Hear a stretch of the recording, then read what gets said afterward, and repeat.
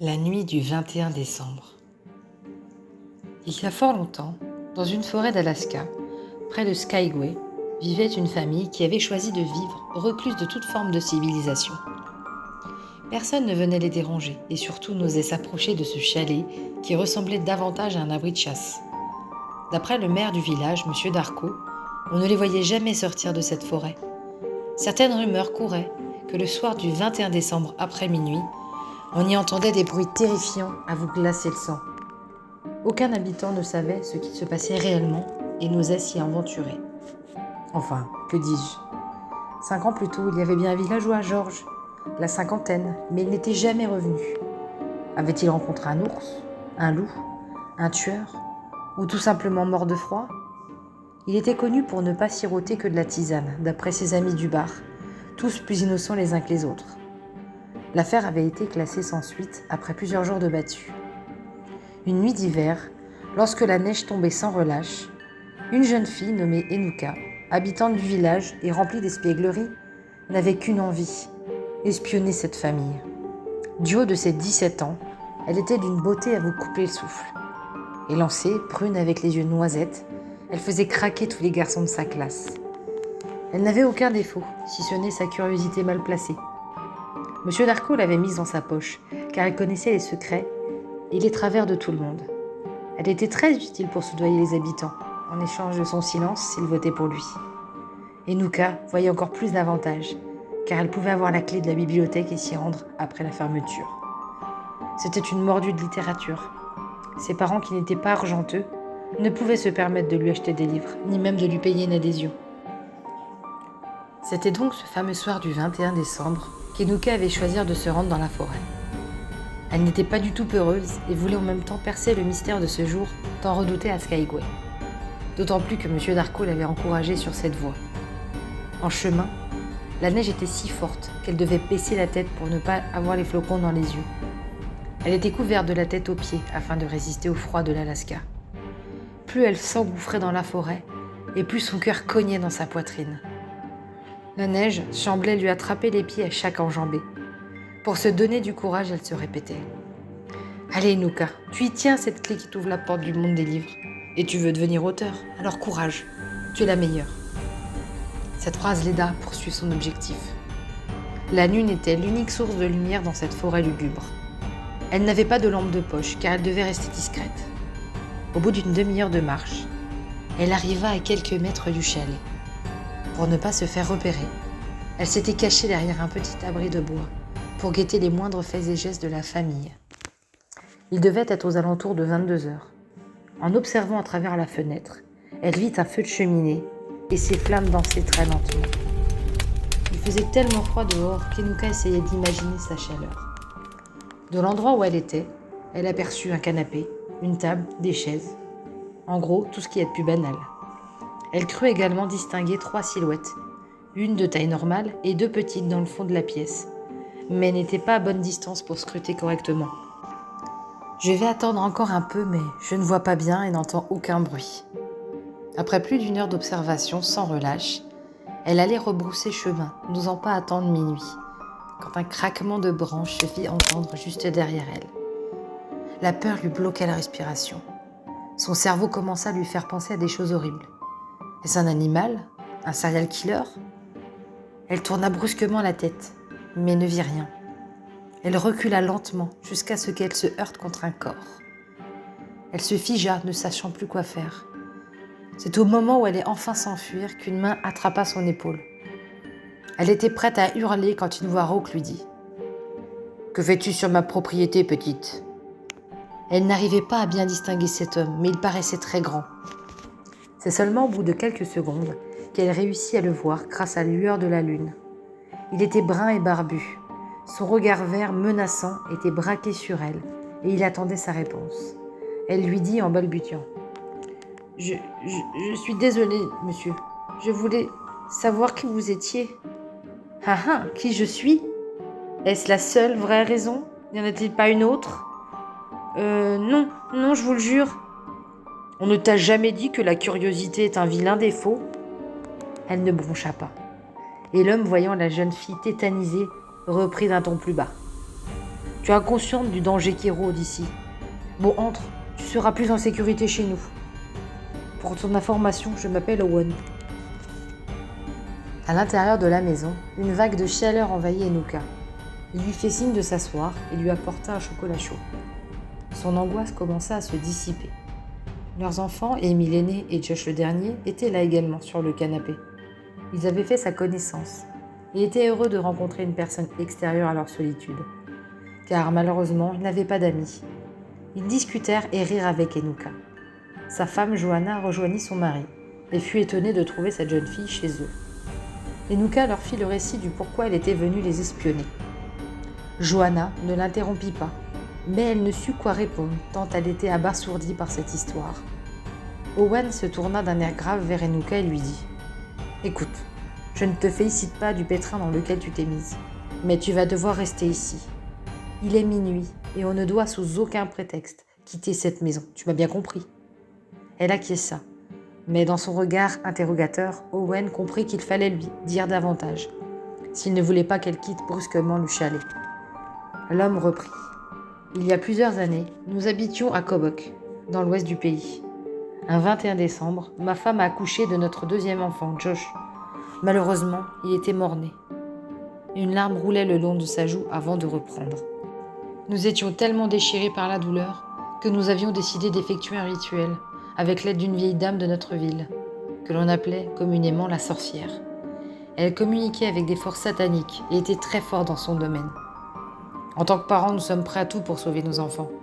C'est alors qu'elle nous avait demandé de lui remettre le cœur d'un enfant, afin de redonner vie à Josh. Une vie contre une vie. Il nous était impossible de sacrifier un enfant alors. Nous avons décidé de la berner. Elle ne s'en rendrait pas compte et à la place, nous lui avons donné le cœur d'une biche de petite taille pour que cela coïncide avec celui de l'enfant. Une fois le rite effectué, notre fils s'en est miraculeusement sorti. Owen fit une pause. Enuka voyait bien qu'il en avait lourd sur la conscience. D'ailleurs, Johanna partit de la pièce en pleurant. Il poursuivit. Au début, tout se passait bien, jusqu'au soir du 21 décembre de l'année suivante. Des hurlements se manifestaient après minuit, et une créature horrible rôdait seulement autour de notre maison. Le lendemain, un habitant avait été découvert. Près de celui-ci, le corps déchiqueté sans le cœur et la tête décapitée. La sorcière comprit la supercherie et nous avons été chassés du village pour ne pas mettre en péril la sécurité des habitants. Nous étions maudits et c'est la raison pour laquelle nous avons choisi d'être en retrait de ce village, pour ne causer du tort à personne. Il nous a fallu apprendre à pêcher, chasser et vivre de notre jardin pour être autonomes, mis à part quelques produits indispensables. Les contacts humains sont bannis dans l'unique but de vous protéger. Cela fonctionne, il n'y a plus de mort depuis. Sauf un fou qui avait pris un gros risque il y a 5 ans. Par contre, la créature rôde toujours autour de chez nous, accompagnée de ses cris, ces fameuses nuits du 21 décembre, à partir de minuit. Et elle s'en va dès que le jour apparaît. Pour une raison que l'on ignore, elle ne rentre jamais chez nous. Mais on le sait, elle veut reprendre notre enfant chéri. Aujourd'hui, comme tu le sais, nous sommes le 21 décembre. Il s'arrêta. Enuka ravala sa langue. Elle était terrifiée par cette histoire et bouleversée par ce que cette famille devait traverser. Josh, l'enfant sauvé contre cette malédiction. Mais attends, se disait Enuka dans sa tête.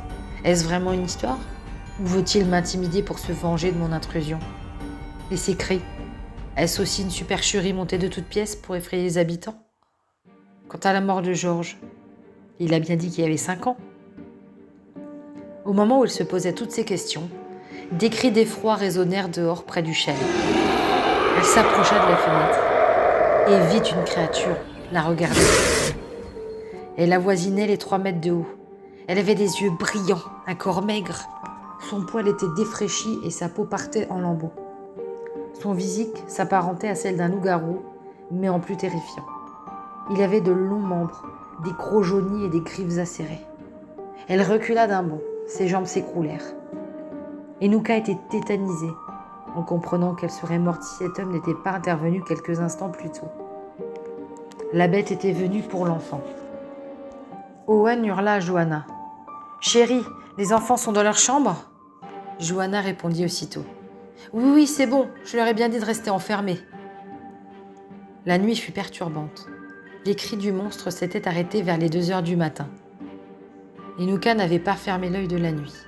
Elle était ensevelie et recroquevillée dans un duvet que leur avait prêté le couple. Au petit matin, quand la lumière du jour pointa le bout de son nez, tout était redevenu calme. La fameuse créature était partie. Inuka écrivit un mot sur un bloc-notes qu'elle avait trouvé pour remercier le couple, en promettant de ne rien dévoiler, et décida de partir pour ne pas inquiéter ses parents à leur lever. Elle avait fait le mur et ne voulait pas être privée de ses sorties bibliothèque. Après cet événement perturbant, 2 semaines s'écoulèrent. John, le père d'Inuka, avait trouvé un nouveau travail à responsabilité et bien payé.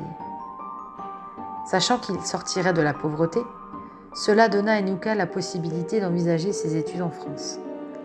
Elle avait décidé d'apprendre la langue de Molière avant de s'inscrire à la fac de lettres à la Sorbonne pour la rentrée suivante. Fière de cette nouvelle, elle voulait rendre visite à Owen et sa famille afin de leur dire au revoir.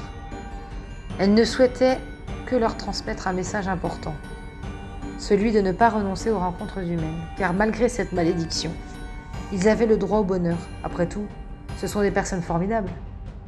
Et ils lui avaient sauvé la vie. Elle se rendit jusqu'au chalet avec une belle boîte de chocolat. En frappant à la porte, celle-ci s'ouvrit. Elle était mal crochetée. Inuka entra et trouva la pièce vide. Elle les appela un par un sans réponse. Elle était prête à faire demi-tour lorsqu'elle vit sur la table une enveloppe avec son prénom. Étonnée, elle l'ouvrit en prenant une grande inspiration. « Inuka, si tu reviens nous voir, sache que nous sommes partis le plus loin possible de cette maudite maison. Ce 21 décembre, alors que nous étions barricadés, que nous pensions que les enfants dormaient, Josh ne nous a pas écoutés. Il a voulu sauver notre chat mystique qui était dehors. Pour ne pas qu'il se fasse tuer, il a ouvert sa fenêtre en le voyant miauler et gratter certainement. Au petit matin, après avoir vu ton mot, nous étions en train de retrouver les enfants.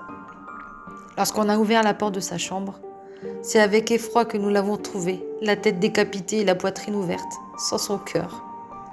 Notre chat Misty était venu se blottir contre lui. Il a réussi à survivre, lui. Mon Dieu, il y avait du sang partout. Comment vivre après tout ce qui vient de se passer? Je dois rester fort pour ma fille, Amy, et ma femme, Joanna. Cette pourriture-là, par notre faute, Josh a subi le pire. Finalement, notre erreur du passé s'est retournée contre nous. Une vie contre une vie. Jamais nous n'aurions dû duper le mal. Ne fais jamais comme nous, Inuka. PS. Ne dis rien à personne sur ce qui s'est passé. Tu peux garder le chalet, fais-en ce que tu veux. Surtout, fais bien attention aux choix que tu fais dans la vie, petite. Vis ta vie et oublie-nous, c'est mieux comme ça. Adieu. Signé Owen. Inuka ne put s'empêcher de pleurer en pensant au sort de Josh. Il était libéré de cette malédiction par sa mort. Dorénavant, tous les 21 décembre seraient tristes pour elle et davantage pour cette famille meurtrie. Après avoir vidé toutes les larmes de son corps, elle jeta la lettre par terre et referma la porte. Elle vit un chat au pelage gris et sale avancer vers elle en miaulant. Il se frotta à ses jambes. En le caressant, un pincement au cœur vint subitement l'anéantir lorsqu'elle vit écrit sur son médaillon « Misty ». Inuka sortit un briquet de sa poche. Les flammes de l'enfer commencèrent à engloutir la maison. Elle marcha dans la neige avec le chat dans ses bras et quitta cet endroit sans jamais se retourner.